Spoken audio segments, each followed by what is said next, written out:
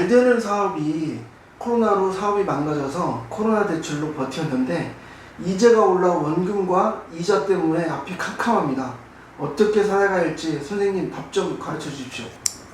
우리가 정치하고 경제하고가 참 문제가 일으키는 겁니다. 예를 들어서 팬데믹, 즉 코로나가 퍼졌을 때는 옛날에 지금 현재 야당 정부가 있었을 거예요.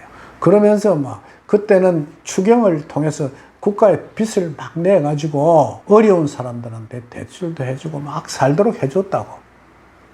그러나 정권이 탁 바뀌었어.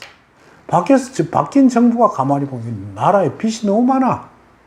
이대로 둬서는 안 되겠다. 그래서 뭐 추경커녕 지금 현재 있는 살림살이도 깡깡 둘러매고 쓸데없는 돈은 안 쓰고 해서 이렇게 조인 데다가 국제적인 이자가 높아졌어. 물론 미국과 같이 높진 않지만 그래도 옛날 이자에 비하면 5배, 10배 비싸졌을 거예요. 그걸 내라는 거예요. 사실은 그런 가운데 다시 또 불경기가 닥쳤어. 장사도 잘 안 돼, 자영업을 하는 사람. 남는 것도 없는데 이자만 달라는 것도 아니고, 이자도 옛날처럼 흐른 이자도 아니고, 그 비싼 이자하고 원금을 일부 회수해 가려고 내한테 쪼아들어오는데 도저히 길이 없어. 돈이 없는데 돈 내라. 결국은 터지는 수밖에 없습니다. 이게 한마디로 이야기해서, 그러면 이럴 때 아주 냉철하게 본인을 돌아봐야 됩니다. 예를 들어서 내가 집을 가지고 있다면 이자 안 내면 아마 집이 차압당할 거예요. 그래서 내가 이런 이야기를 했습니다. 경제라는 것은 우리가 먹고 사는 문제는요, 생존에 관한 문제거든요. 생존이라는 것은 국가보다도 더 중요하고 효도보다도 더, 부모, 형제보다 내 생존이 더 중요하다고. 그래서 이제 이런 것도 봤어요.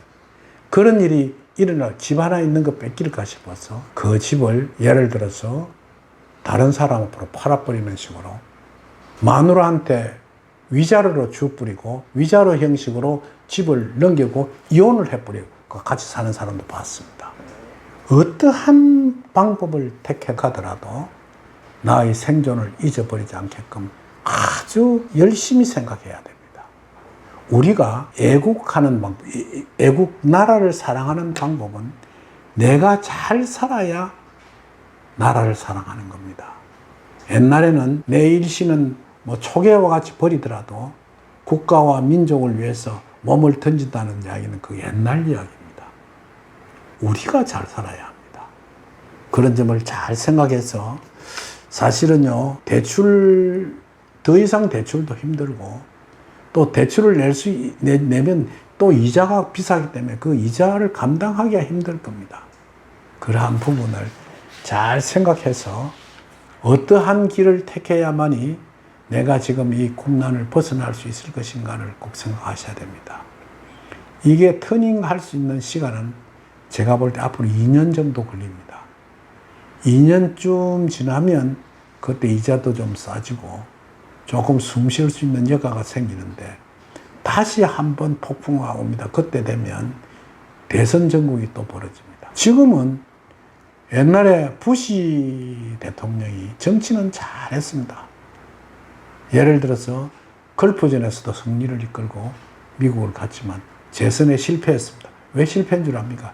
그때 미국의 경제 상황이 굉장히 나빴습니다. 경제라는 것은 국민의 몸에 피부에 와 닿는 것이 돼서 정치인이 무슨 소리를 해도 배가 불러야 나라가 옳게 보이는 법이거든요. 그래서 이러한 때에는 나의 생존이 제일 중요하다고 생각하고 첫 번에도 내가 살아야 된다. 두 번째도 내가 살아야 된다.